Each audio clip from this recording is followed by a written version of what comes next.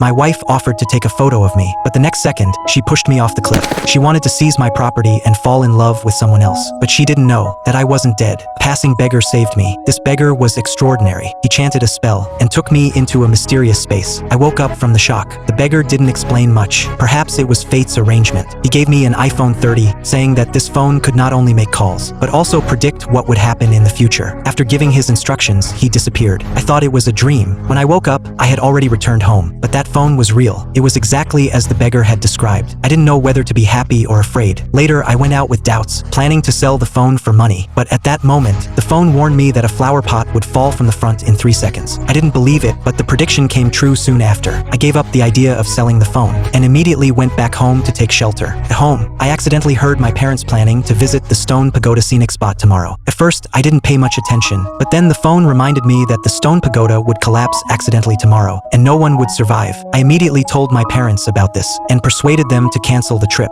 My parents agreed casually. I felt relieved and went back to my room to sleep, thinking that the danger to my parents had passed. But when I woke up the next day, I found that my parents had secretly left without telling me. I didn't dare to think too much, hurriedly stopped a taxi at the door, hoping it was not too late. Fortunately, I arrived at the entrance of the scenic spot within 10 minutes. I rushed to the tourists, stopped them from entering, and explained the upcoming disaster. But no one believed me. They thought I was making trouble and hit me. Even my parents, who loved me the most, thought so. In the end, everyone entered the scenic spot. I was both helpless and desperate. Inside the scenic spot, tourists began to share the surrounding scenery with their friends. But at that moment, cracks suddenly appeared on the stone pagodas. In an instant, all the stone pagodas collapsed with a bang. No one survived.